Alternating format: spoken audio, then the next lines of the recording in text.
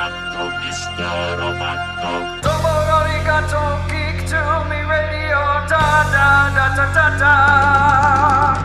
Domo arigato, geek to me radio, da da da da da da.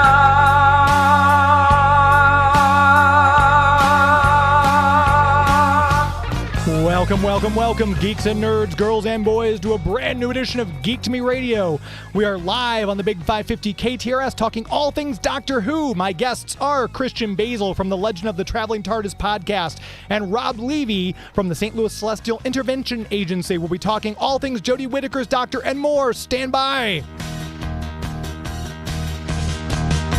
We're talking TV, comics and movies, and video games. And if you don't know Star Trek from Star Wars, we'll try to explain. There are 12 doctors for Hogwarts houses, one ring rules them all. To be the greatest Pokemon master, you must catch them all. You must catch them all. Try to catch them all. Gotta catch them all. Gotta catch them all. And if you're driving around the greater St. Louis area tonight, hearing us on the Big 550 KTRS, welcome to you. Thanks for tuning in. If you're streaming us out there in the world via the KTRS web app, thank you for finding us there. And of course, if you're watching this right now on YouTube, Twitch, Facebook, Twitter, or Instagram, hello to you, and thanks very much for watching. We are talking all things Doctor Who. I've wanted to do a Doctor Who show for a while, and I just hadn't watched the new season of Doctor Who yet, so I finally got caught up on that. And now that I have watched that, we're able to talk about it. We'll dig into Jodie's entire run as the 13th Doctor and more. Rob Levy was unable to join us in studio, but I have some pre-recorded bits from him. He and I spoke, and we've got some things that he's going to weigh in on some of these questions. But we do live have Christian Basel with us via the Restream link from the sunny state of Florida. Christian, how's it going? It's still sunny. Blistering 30 degrees. I got to put socks over my sandals. It's just unbearable. Unbearable. Sorry to hear it. Take your winter. You can keep it. You don't need it up down here. But it could be worse. It could be worse, right? You could be getting the snow that we're going to be getting here Wednesday and Thursday. That's why I moved. That's why I'm in Florida. So right. I don't see snow. We you know how Eskimos have like 300 words for snow? We don't even know what it is down here. Well, luckily we're in studio and we're all nice and warm tonight. But we're talking about Doctor Who, and I've been on your show a couple times. This is the first time I've had you on since we've been in our new studio here at KTRS on the Big 550. Right? And let's jump in. We've talked about Doctor Who before on your show. If you're listening right now, too, Christian hosts the Legend of the Traveling Tardis podcast, which is a brilliant show. He's always got guests on, a lot of fun topics and things that they cover from the world of Doctor Who. So he's the perfect guest to have on for this Doctor Who-centric show that we're dealing with. So let's just dive right in. Jodie's run as the 13th Doctor coming to an end. We just had the New Year's special, Eve of the Daleks, which I thoroughly enjoyed that. I thought it was one of the better specials that we've gotten for quite a while. What were your thoughts on the special? What did you like about it? Let me ask you that question. I'm going to give you my retort on this, or my thoughts on this. I liked the plot. I liked that it was self-contained. It was all taking place within the building. I liked the idea of the time loop because it kind of had a little hints of Peter Capaldi being trapped in his what do you call it, diary? Yeah, heaven sent, hell bent. Yeah. So it had in the thing, and I even go back to Classic Who because you had the third Doctor who dealt with the axons. He was about to become in a time loop, and they hinted upon that, but we really didn't see it until the fourth Doctor with Meglos, where we saw the actual time loop with Romana and K9, the second Romana. And they figured it out by recreating the whole repeat so that it threw off the loop. So I kind of love the idea that it was they were looking upon this, and I was like, okay, well, this is going to be an interesting story, and but it's Jodie's last 3 episodes, and I just thought it was interesting that they were focusing on a time loop episode. But hey, I was like, they could work. Let's give it a shot. But Got Daleks, which is always good, in my opinion. I think they're getting their novelty's wearing off. They need to.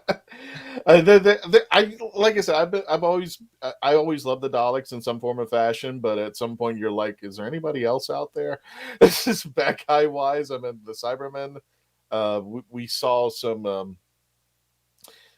If we're going back to the start of Doctor Who when Jodie took over and Chris Chibnall took over, I was really excited for the two of them because Chris Chibnall, if anybody knows, and there is a YouTube video out there, when he first started in Doctor Who, we're going back to Chris Chibnall as a kid. If you've ever seen the YouTube video where it was Pip and Jane Baker and John Nathan Turner were bringing on some people and some kids to interview them to say, hey, you guys, we're gonna do this thing where everybody's going to be enjoying Doctor Who, and you get to talk to John Nathan Turner, and you get to talk to two of the writers, Pip and Jane Baker.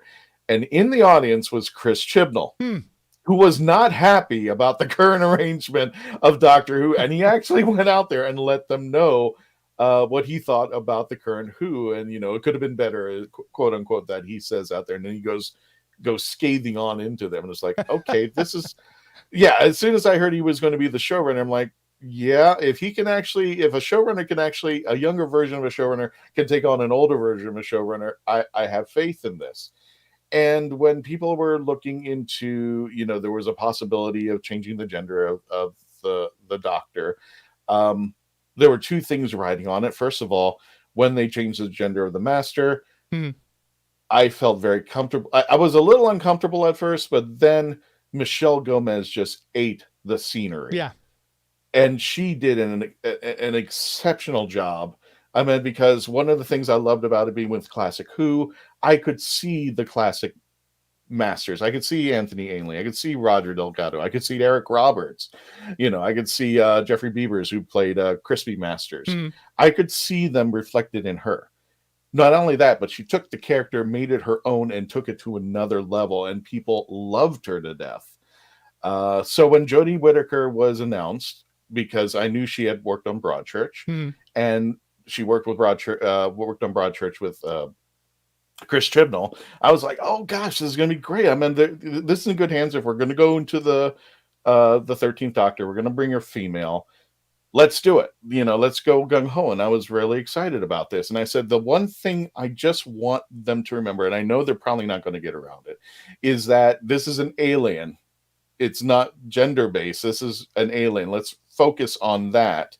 I know that she's probably going to look down and go, oh, look, I got etheric beam locators. Anybody knows her Whovian history, things like that. And she's wearing high heels or whatnot. But I knew we were going to get into it, but just like, but I'm hoping would hit the ground running. That wouldn't be more that he has become a she, rather than it's a new character, it's a new alien. Right. She's the 13th Doctor, not necessarily the first female Doctor, but it's an actress taking over for a role that has been played by 12 to 13 other people, and let's see how she takes it. And I've got to confess, not the way I wanted it to go. Okay. There were some really hard stories I couldn't swallow. There were some scenes that I could just not bear. And it was just... And I meant, you got 3 hours now for this discussion there. But there were just things individually that I've said on my show over and over again. It's just like, listen, there were moments that did not work. And then they went into the Timeless Children. And I said, I just never felt comfortable about the Timeless Children, because I think you exploded something that really got messy. Yeah. And really turned off a lot of Whovians. They were like, I think you're making this character more than that character should be. But I digress. You talked about Eva the Daleks. I thought there was some potential. I thought it was really going to go good. I just didn't like the woman. I forgot her name, and I'll pull it up in a second in there. But I didn't like her. In fact, I don't even realize, that's the thing about Chibnall. He always has that kind of soap opera affair that takes place in almost every episode. You saw it in Praxis. You saw it in that episode. Hi, everybody. Oh, we got some comments. But I really didn't appreciate her. In fact, I forgot. I think it was Kevo on our show, one of our panelists. He asked me, he goes, "What do you think about the relationship?" I said, "I am very shocked that those two ever got together." In fact, there was one scene where she really pushed his buttons to the point where he ran out the door. Yeah. And I'm like, that's not a relationship. That's very abusive. Yeah. I mean, she verbally pushed him out the door to get killed because she goes, what was it? Clean this up or whatever. But this was his life. This was his bane of his existence. And she just basically spat on it to the point where he just said, "You know what? It's not worthy. I'm going to kill myself." And I was just like, I don't know how these two ended up in the end. I was just like, I didn't get that. I don't know, but what did you think of that scene? What did you think of? Did you find them getting together, or did you? I figured they would. I mean, I just kind of like, they're there to be other characters other than the Doctor and the companions. They're set dressing for the stars of the show. Their relationship didn't make sense per se. He was kind of stalkery, and she was just very like you said, outright cruel. So it's kind of like, if they get together, I'm going to feel really sorry for this guy because exactly it's not. It doesn't seem like it would be a healthy relationship. We'd have to see them as a couple for like another 4 or 5 episodes before I was like, okay, I guess it works. But yeah, in that moment, it didn't, and they can Groundhog Day it all they want. It still didn't get any better that I saw. I didn't understand why those two were in there. I think you could have taken them out and still had the episode. Yeah. Where the Doctor and the companions go in there and the Daleks all of a sudden kill them, and then next thing you know, they're back. Yeah. And have that, that Groundhog Day moment where they're trying to figure it out. I thought those two characters were, the people who played those two characters were adorable. I just didn't see any reason for that behind it. I like the scene where Dan just screws with the Dalek. He goes up to it. He's just jumping around. Yeah, whatever. And just, you figured it out. Bam, and he dies. It's just like, And there was some moments where they were like, death is just really getting to them. They're dying over and over again. Yeah. But I think what I rated, I think it was, I don't even know if I rated the episode. I think it was, if I'd rated it now, I think it was like a 3 or 4. It was just like, it wasn't bad. It's just weird characterization. Those two just seemed out of place. It could have been something really cool if it were just, I think, the Doctor, the companions, Yaz, and the Daleks. And there were some good moments in there where the Daleks kind of like, okay, who has the upper hand on this? Yeah. It kind of harkens back just a little bit to where, what was it? The Witch is Familiar, where Capaldi and Davros are in the room together. Right. Where the Doctor's kind of giving the benefit of the doubt to Davros to say he really wants him to change. He really wants this to be, Davros to be the better person, but he's 2 steps above Davros. He knows that, he's got to be fooling me. So I just got to make sure of this. So we never really know in the Doctor's mind, and I think in the same regards, we don't know if the Doctor or the Daleks were on, one step ahead of each other. When we think about it, the Doctor was up ahead against the Daleks. It was like I said, overall I thought it was very enjoyable. It was a nice palate cleanser after Flux, which I was talking with Rob about this. And Flux for me worked because I binged the entire thing, all 6 episodes, boom, boom, boom. And I don't know that I would have enjoyed it as much if I had to wait in between each episode. You did just that. How did you find the season of Flux? They were doubling down on the Timeless Children again, a theory or whatever that I just never really appreciated. And to just bottom line it, I just said that in this whole particular case, because after Timeless Children, I couldn't even rate it. I couldn't even tell you, and I really was screaming at the TV afterwards. I'm like, what was I watching? And I said, bottom line, this is how I feel, and this is my opinion on this. I said, at the end of this, you made Batman into Superman. You basically told Bruce Wayne, you're Clark Kent. There is no Clark Kent. You are Kryptonian, Bruce Wayne. Martha Martha Wayne. No, Martha Kent is really your mother, not Martha Wayne. And for me, the most important thing about the Doctor is not the chosen one. The Doctor is who the Doctor is because of the choices that he has made in the past. So I'm not saying there's nothing special about the Doctor. We know that there's something special about the Doctor, but all in the end, as the alien said in Twice Upon Time, maybe it's just a bloke.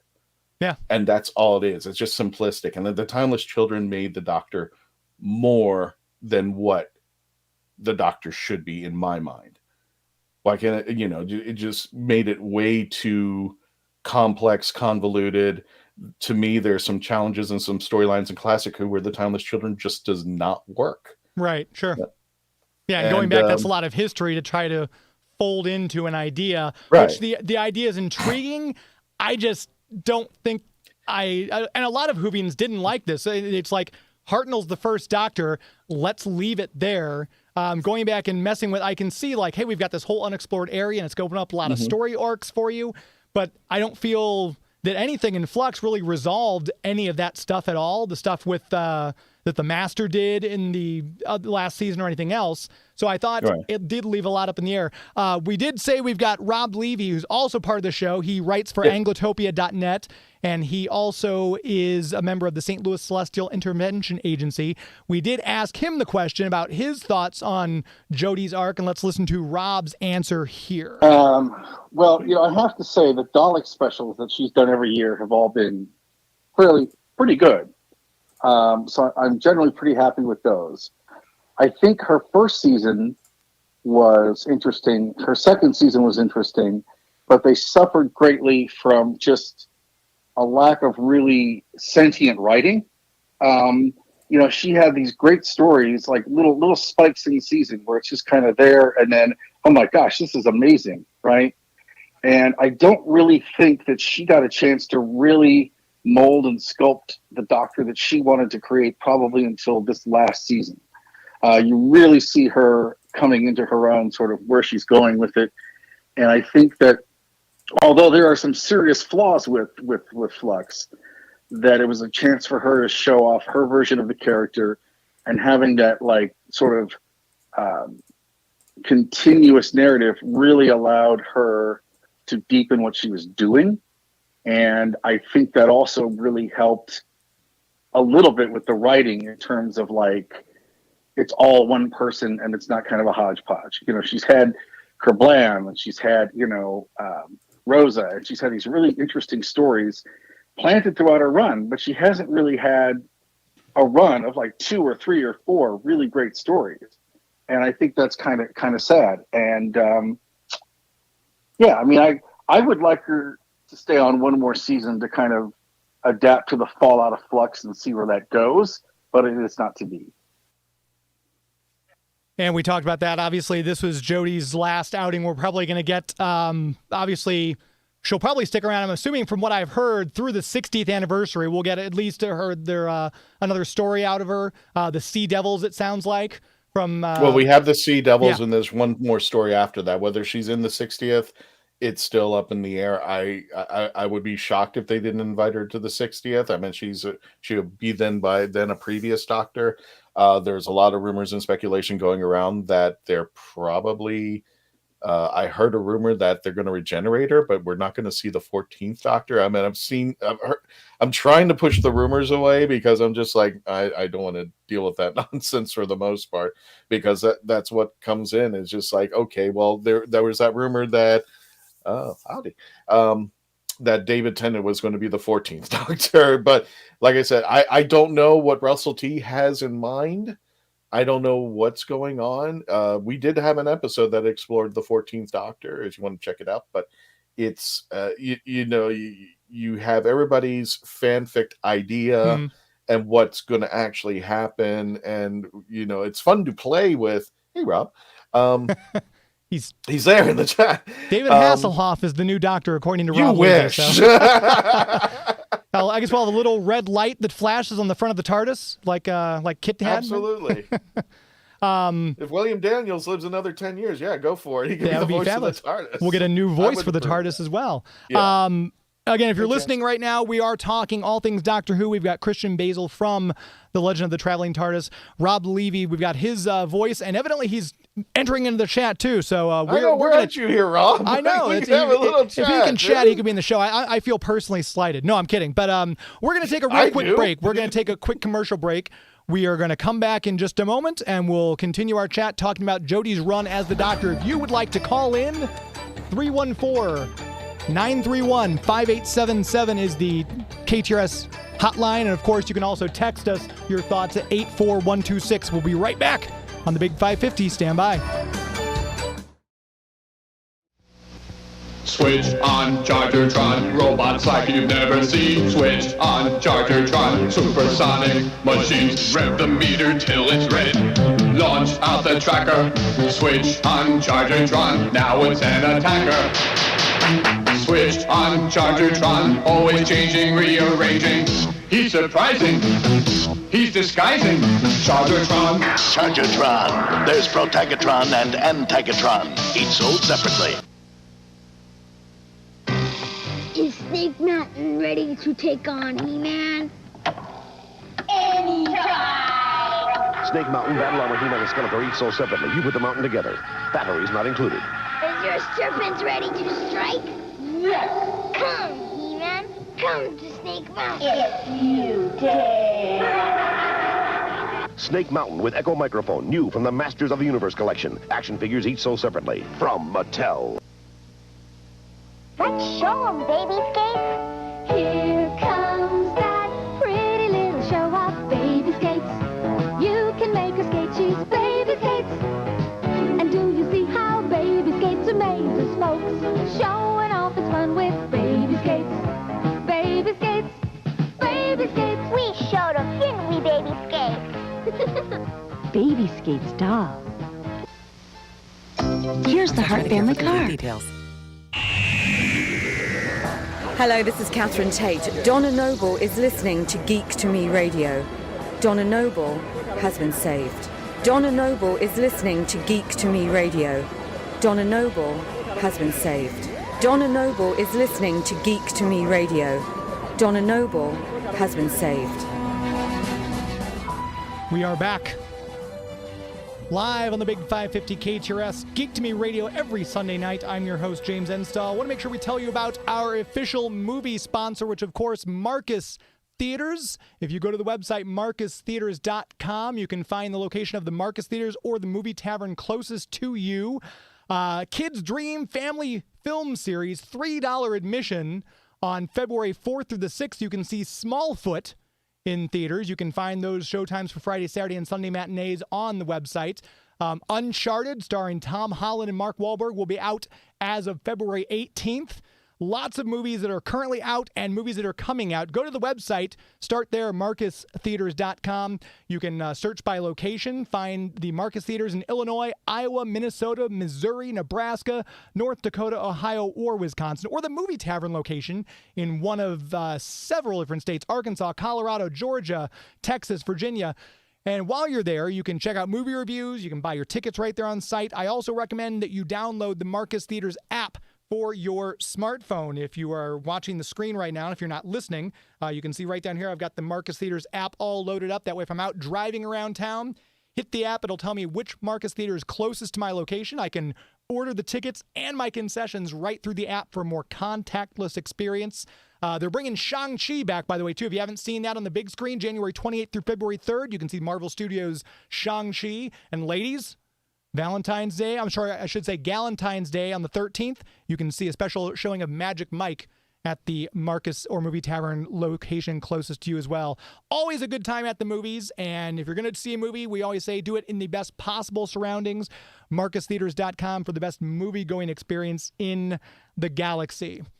Before we took that last break, we were chatting with Christian Basel of The Legend of the Traveling TARDIS, and we had Rob said he was going to try to call in. I gave Rob the hotline. I messaged him here because if he's available, he was supposed to see Prom at the Fox tonight, I believe. But if he's available, certainly, Rob, if you're listening right now, go ahead and give us a call.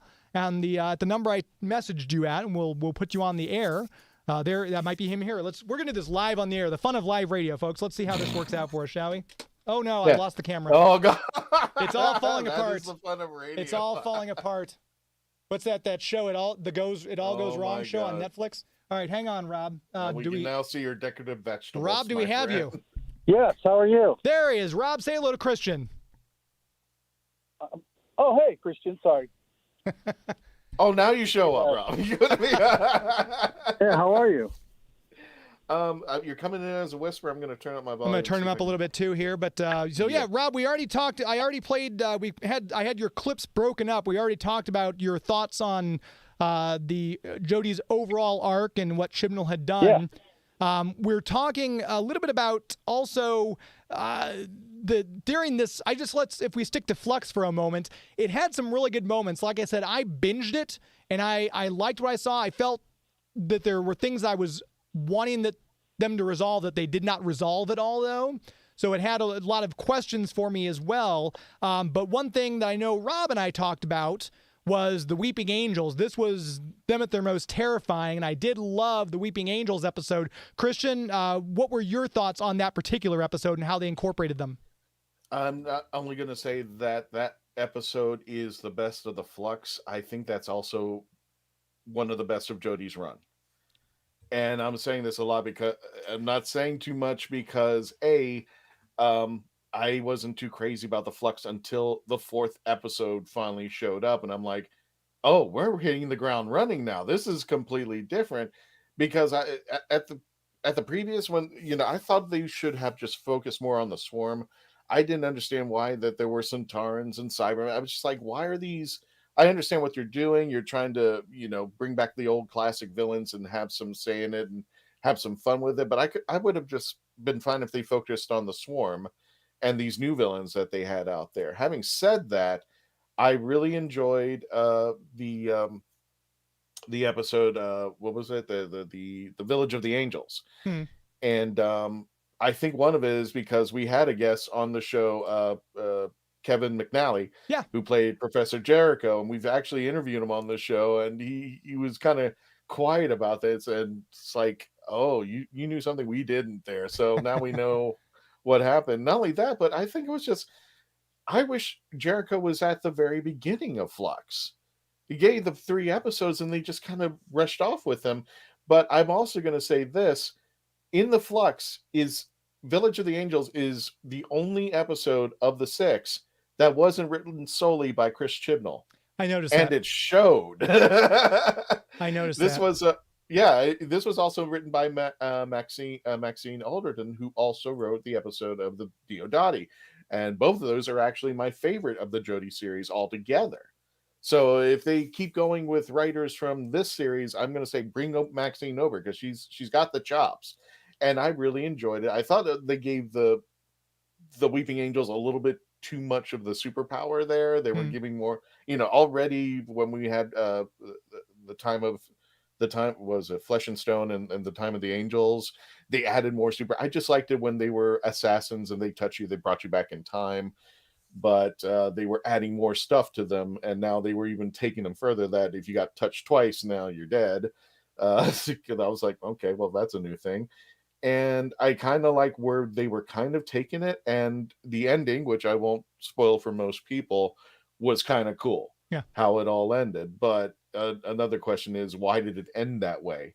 Because in the next episode, it was already over. I was all like, okay, what was the point of that? You just locked her up. Yeah, that kind of it that was a cool special effect, and then all of a sudden it was like, oh, it was never one of the things where it kind of had more questions for me than answers. And I know, exactly. Rob, when you and I spoke on the phone, Rob, you and I did talk about the Weeping Angels, and just kind of, if you could verbatim repeat exactly what you told me over the phone.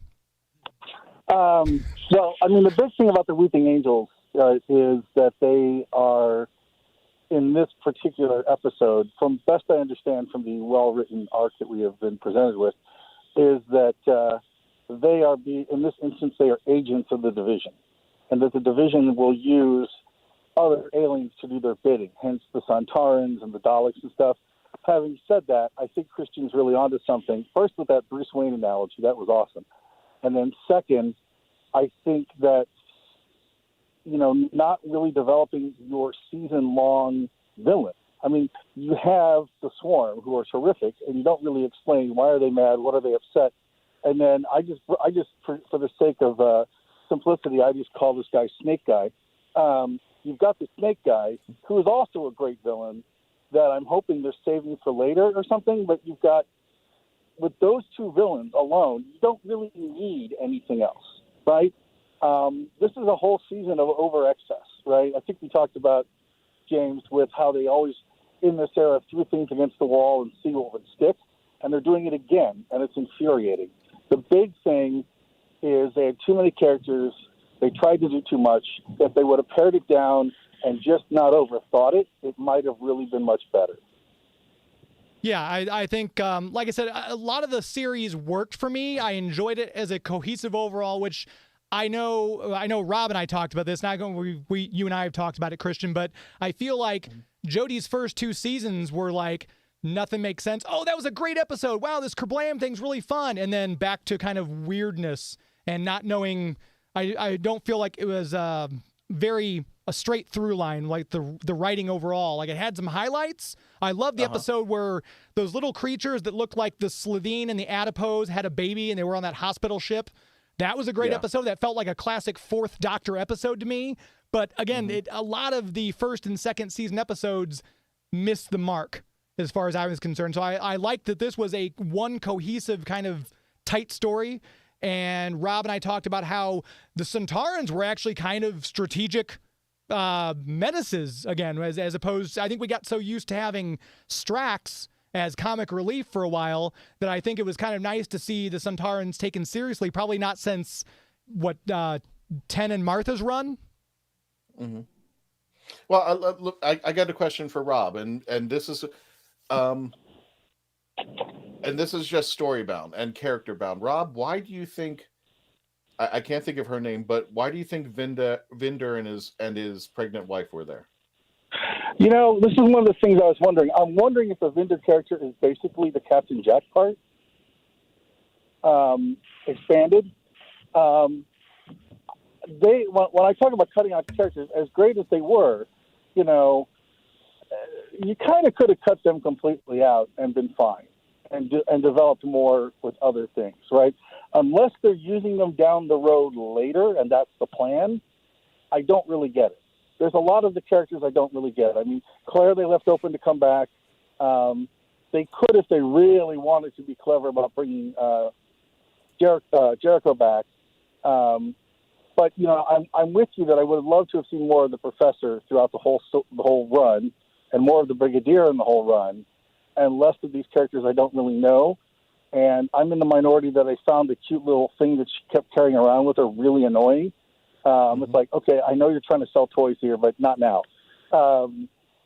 So I just don't really understand why they are a part of this. I understand that, they needed other characters to kind of launch things, but again, that's part of the big problem I have with the whole arc, is that it's very disjointed in places. And maybe they'll turn up again in one of these two other stories, and this will all make sense. Well, maybe there's a bigger picture here than we're getting. That is my hope. That's the thing, Rob. I couldn't even explain to you why they were there. And they seem, as far as the story-wise, as far as directions are concerned, I didn't, they seem to be alluding to that there was some big payoff. And when we got to it, people are going like, well, she's carrying the Doctor, which I'm like, no, that's not. Yeah, that's not. That's what people were saying. They're like, oh, she's pregnant with the Doctor. I'm like, no, that's not going to work. It's not. Yeah. Then we're really going into territory that even Andrew Cartmel, I can guarantee you, wouldn't even wanted them to go into. But then the payoff was, okay, they were just extras in this show. There was really no point to them. And Chibnall has a horrible way of just throwing in characters for the sole purpose of just having characters and not really expounding on them, or he tries to expand on them like they did in Eve of the Daleks, which they tried to make the focal point. But I was like, you could have had that story without them. You could have had the Doctor, Yaz, and Dan be part of the story and just had nothing to do with those two characters. And in fact, before you came on, James and I were talking, and just like, I could not even see why those two even got together.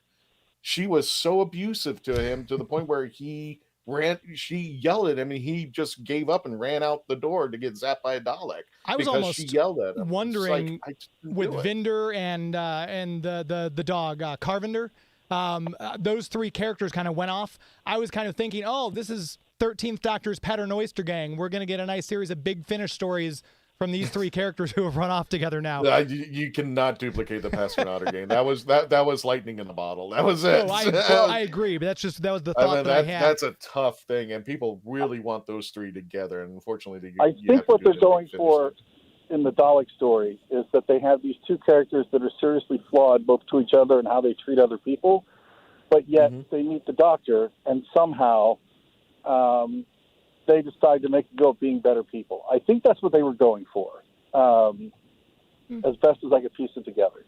It fell flat for me. It just really... It didn't bother me. I mean, that's my opinion on that. I just felt that they felt flat for me. We're gonna take a quick pause, guys. We're gonna take another quick break. If you're listening right now, again, if you have if you have a comment you'd like to make about the 13th Doctor's run or about any of the stuff that Christian or Rob or I are talking about, you can feel free to shoot us a text on the KTRS text lines at 84126. We're gonna take a very quick commercial break. We're gonna come right back talking more things Doctor Who. Stand by. Figures, lions, and vehicles each sold separately from Panache Place. Cobra can run, but he can't hide. The G.I. Joe Crusader's hot on his trail. Nobody beats G.I. Joe, G.I. Joe Crusader. Cobra is shaking with fear. Crusader's gonna blast him from the stratosphere. Gotcha! Launch the Avenger! The Crusader and Adventure are one top team. Gear down! Awesome! Nobody beats G.I. Joe, a real American hero. Crusader comes with pilot and Avenger. Yo! The Transformers, more than meets the eye. Autobots wage their battle to destroy the evil forces of the Decepticons. The Transformers, more than meets the eye. The Transformers, robots in disguise. Attack the Autobot Commander! Call it... And select plans with Walgreens as a preferred pharmacy. Restrictions apply. See walgreens.com/Medicare for complete details. This is Paul McGann, the 8th Doctor. You're listening to Geek to Me Radio. We are back. Geek to Me Radio every Sunday night at 9 p.m. Central on the Big 550 KTRS. And the show would not be possible without the support of our premier sponsor, which is, of course, the Greater St. Charles Convention and Visitors Bureau. You know them by the website, which is discoverstcharles.com. That's discoverstcharles.com. A lot of cool things happening. There's always something going on down in St. Charles. They just redid their website probably a couple months ago, Joey, I'm guessing. Yeah, so a couple months ago. And if you take a look at it, it's a gorgeous website. You can see pictures of all the stuff from their various festivals they've got going on, pictures of the historic buildings along the cobblestone streets. It'd be a great place to shoot an episode of Doctor Who, actually. They wouldn't have to change much or do anything for the surrounding building. It'd be like she traveled back in time. But it's if you want to take a step back in time, it's a great place to go visit. If you're looking for someplace new to eat, if you're looking for some kind of a unique gift idea, lots of shops up and down historic South Main Street that you won't find anywhere else. And if you're from out of town, if you're listening to this and you're from Florida, like Christian, you're looking to plan a trip, get someplace new under your belt in the year, you might want to check out the city of St. Charles as well. You can stay at hotels. If you want a camper or an RV park, if you want just a bed and breakfast, someplace kind of rustic, St. Charles has something that will fit the bill for any taste. Go to the website once again, discoverstcharles.com. That's discoverstcharles.com. As we always say, it's an historically good time. We're chatting with Christian Basel from The Legend of the Traveling TARDIS and Rob Levy from Anglotopia.net and the St. Louis Celestial Intervention Agency. I'm going to get that out properly one time, at least before the show's over. Talking about all things Doctor Who, and I don't want to focus too much on just the Eve of the Daleks special or Flux, because there's a lot of other things to cover, like the upcoming 60th anniversary. I know, Rob, you and I spoke. You've always tend to get some good inside information. And I know you and I had talked, and you said it sounds like we might get Paul McGann turn up in the 60th anniversary. So, again, you have to understand, everything that you hear unless you see a BBC press release, is pure speculation. Sure. One of the maddening things, and I'm sure Christian has this too, is whenever we see a pop on our phone that's a new Doctor Who rumor, there is an equal sense of delight, but also fright at the same time. Just like, how weird is this going to get? But, the basic understanding, from talking to Eccleston at Dragon Con and reading that room, and also the comments from Capaldi, it's pretty obvious they're probably not coming back. But we have heard things about McGann coming back, probably Matt Smith and Tennant, at least those three guys probably coming back. And I would expect you're going to get you might get the Fugitive Doctor as well, I would think, if they do something. And then the one thing that is different than in past years is that they have the technology to make the older Doctors look young again. Whether they choose to use this or not remains to be seen, but Bad Wolf has substantially more money and technology available to them than the BBC. So if it's going to happen, which I don't necessarily think it is, they would be the people that could do it. I don't think you're really going to see a lot of classic Doctors, though. I think you'll probably see at least Smith and Tennant, and if they want to have another Doctor thrown in, then they'll bring in McGann, which I am all for, because I wish he had more TV screen time. Yeah, and I know he's talked about, because we met him at Geekonomic Con. I know Christian's had him on his show. He's talked at length about how much he loves doing the Doctor, and he would be over the moon to come back for another special if they did it like they did with Night of the Doctor. Can I give my little proposal, my little fanfic for you there, Rob? Gotcha. And I mentioned this on the show, and I as funny as it sounds, I really, the way that things are going, I wouldn't be surprised if they actually took this. I'm just saying, if you are taking my idea, RTD, I'll take $1 or something. Just give me a little credit or something like that. But the scene that I had in mind is 13 bites the dust, whatever she does at the end, and of course she begins to stand up. She starts to regenerate. She puts out her arms, and then all that yellow stuff is flying in the air. And the next thing you know, it goes dark. It goes completely dark. And you hear absolutely and see nothing for about maybe 5 seconds, not like a Sopranos thing. So what happens is, in the background, you hear this, what sounds to be a war going on. And all you hear are these two men walking across what sounds like a rock quarry or something of that nature. And one of them shouts out, "Oh, here's the Doctor. I found the Doctor." And they go, "Okay, are you sure it's the Doctor?" And then one of them pulls the tarp back to reveal Paul McGann, 8th Doctor, laying there all bloodied up, just laying in the quarry. And the two men look at each other and go, "What do we do with the Doctor?" And they go, "We'll take him." And they took one of their weapons and they knock him unconscious right there. And the screen goes dark. And that's how the episode ends right there. And my fan idea was that for the next 3 seasons, we don't even reveal the 14th Doctor. They belong all to Paul McGann. And this is going to be the time war / there's going to be a continuation, but everything that the 8th Doctor is going to go through the next 3 seasons is going to lead up to the 14th Doctor in some form or fashion. So we finally give Paul McGann his due as far as giving him a small series. Plus, here's something you didn't see coming. He's going to be introducing somehow the 14th Doctor. So at some point, the 14th Doctor and the 8th Doctor are going to have a big hoopla or battle against something that's going to put everything right back into perspective. But that's how I do it. Oh, Nostalgic said something. Yeah, it looks like Patrick Troughton passed away at Dragon Con #1. That's sad. Yeah, 1987. Yeah, a little before my time as a Whovian, but actually, that wasn't Dragon Con. That was a different convention in Georgia, though. Oh, okay. Yeah, Anthony Ainley was at that convention with them, and it wasn't Dragon Con. It might have been a Dixie Con. I'm not really sure, but he died in Georgia at a convention. It wasn't even in Atlanta. It was outside of Atlanta. But yeah, that's neither here nor there. Sorry. That's all right. No, that's fine. But yeah, I'm always one who would love to see more of the 8th Doctor. And it would be kind of. What do you think of my theory, Rob? I think it would be interesting. I'm just not sure they want to go with it. I don't know what RTV planned, and I'm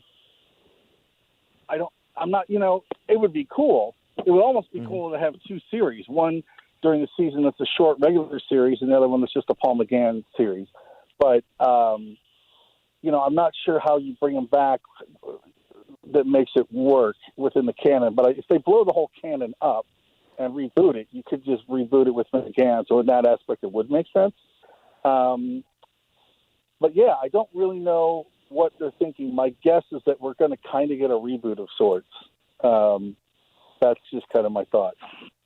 Yeah, and he's done a reboot before, obviously. He's Russell T. Davies, for those of you who listening who don't know, is the one responsible for bringing the show back in 2005 with Christopher Eccleston as the 9th Doctor. I need to hit one last break, gentlemen, so we're going to take a real quick commercial break. If you're listening, please stand by. We're going to come back talking more with Christian Basel and Rob Levy all about Doctor Who right after this. Okay. The new Hot Wheels USA Builder set. Sheriff Patrol car and Camaro Z28, each sold separately. It's going up. You have to put the set together, and you can change it around. Hey, wasn't there a road here? Not anymore, Dad. Hot Wheels USA Builder set. Not for use with Hot Wheels hauler. Hot Wheels cars sold separately. New from Mattel. The Legoland Beta 1 command base. You build it for action. You can pretend the radar sounds an alert, a signal to the crew. So you slide them to the launch pad for a make-believe rescue. And how about the new mobile rocket transport? You can drive it over make-believe craters, then get ready for flight. You can lower the rocket, pretend to fire, and blast it out of sight. The action's up to you. The new Legoland mobile rocket transport from the Legoland collection. Legoland Beta 1 command base sold separately from Lego Systems. Light bright, turn on the magic of colored lights. Light bright, make a face to glow at night. Smile. .com/theme. Hello, my name is Sylvester McCoy. I want you to listen to Geek to Me Radio. Otherwise, if you don't, I'll cry. We are back for our final segment on Geek to Me Radio here on the Big 550 KTRS. This segment brought to you by our official comic book sponsor, Bugs Comics and Games. If you go to the website, bugscomicsandgames.com, you can check them out there. You can also join the Avengers Discount Club. You pick a character from across the comic book fandom, and you'll get your little Avengers ID card, and you start earning credit so that you can start getting a discount on your future comics. One way you can start saving money when the price and everything seems to be going up and up and up these days is to save money on your weekly comic books. That way you don't feel as guilty like I do when you buy them each week. So you can start saving up to 15%, 20%, up to 35%, depending on how much you spend on new comics, back issues, toys, games, merchandise, and supplies. I'd also encourage you to go give their Facebook page a like, which is Bugs Comics and Games on Facebook. And if you're looking for someplace new to buy comic books, if you're in the greater St. Louis, St. Charles area, he's right there off of Bryan Road in O'Fallon. He's been there. I think he opened on Halloween was his opening weekend. So he's brand new, and we always want to get out and support local businesses and definitely support new businesses, these brick and mortar stores that are out there. And I've known Larry Quiggins, the owner, for quite a while, and his partner Tim Spakowski, who they've opened the shop together. Tim does all the online and website stuff. Larry handles the books, the history, all. He knows more about comic books than I could ever think to remember from what I've known. But he had Bugs Comics way back in the day when I was little kid riding my bike up to his shop on West Florissant Road, and now he's at it again, and it's back and better than ever. So if you're looking for someplace new to get some comic books, if you're wanting to go online and browse some of their back issues, try to find something maybe you can't find in your neck of the woods, bugscomicsandgames.com is that website. Very proud to have them as the official comic book sponsor here on Geek to Me Radio.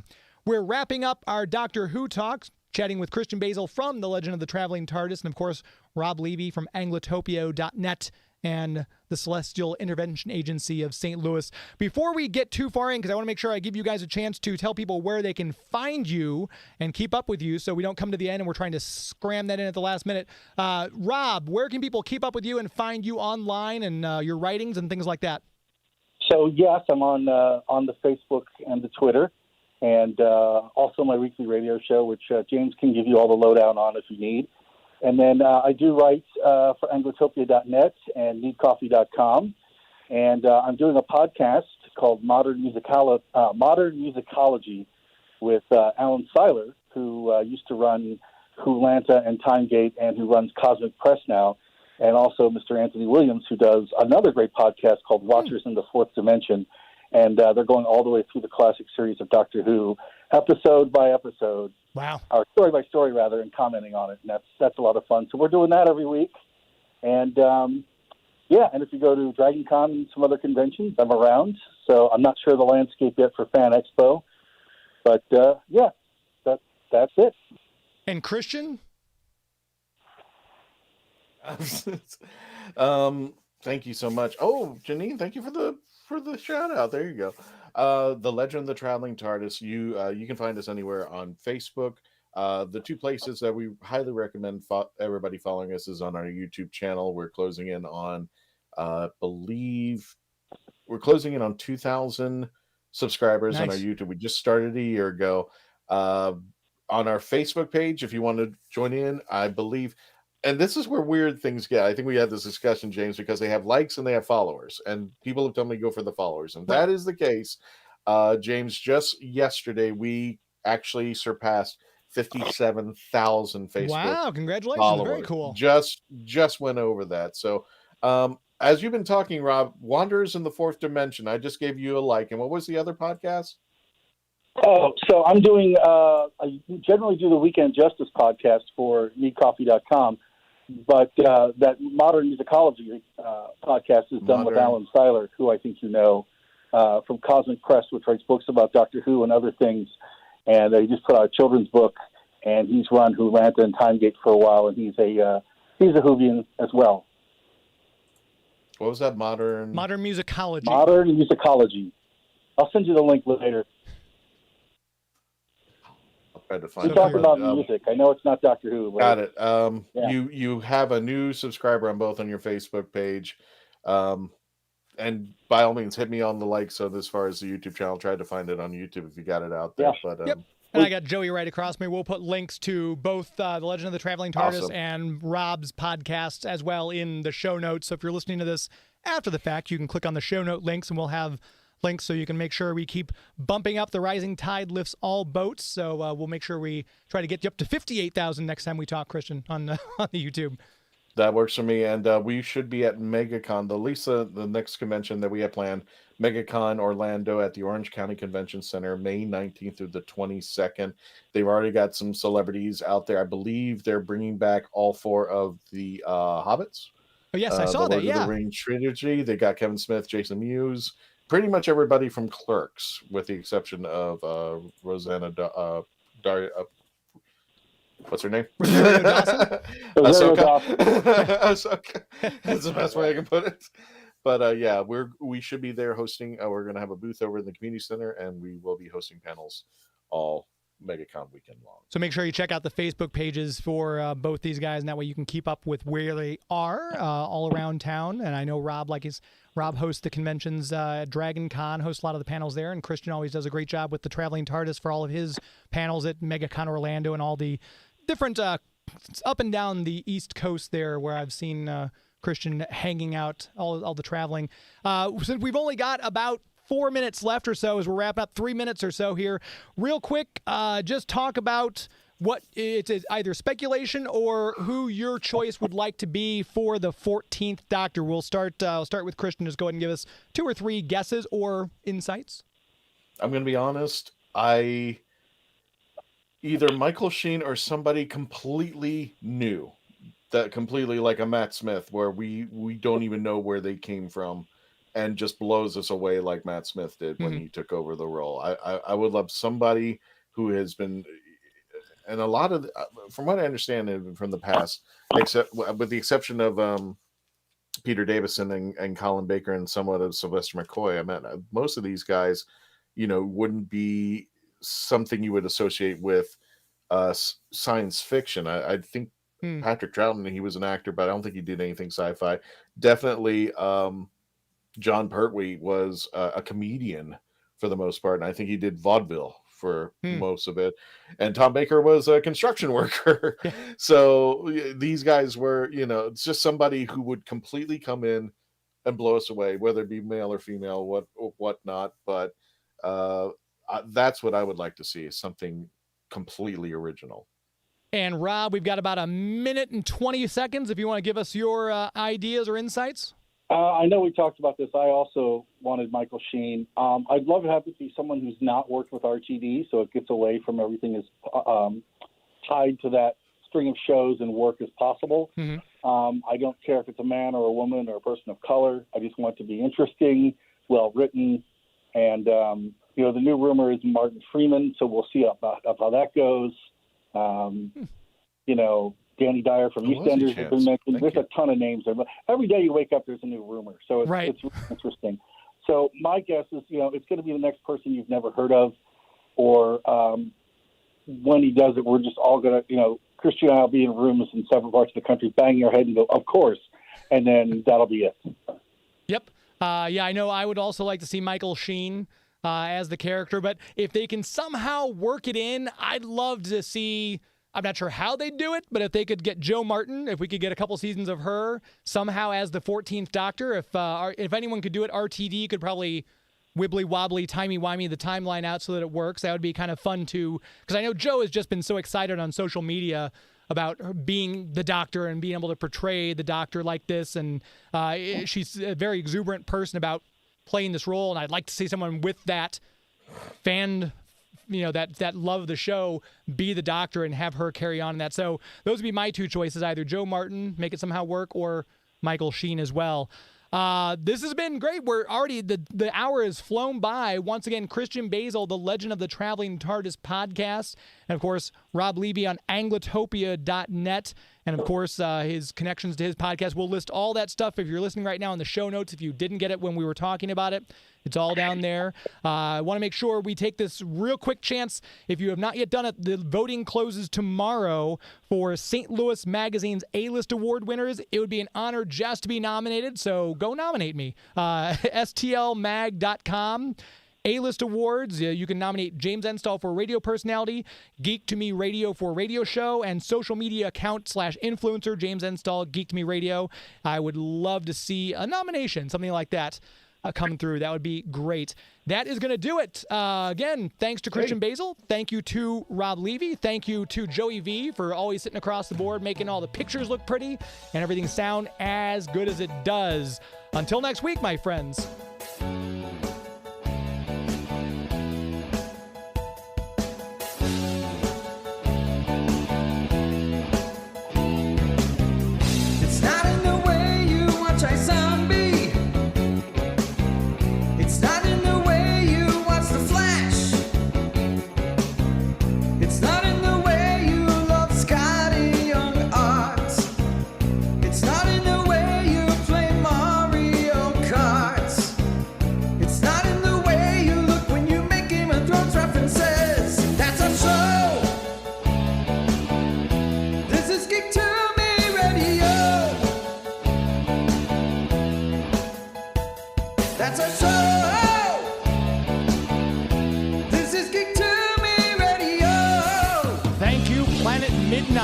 Good night. This is the Big 550 KTRS St. Louis. Live.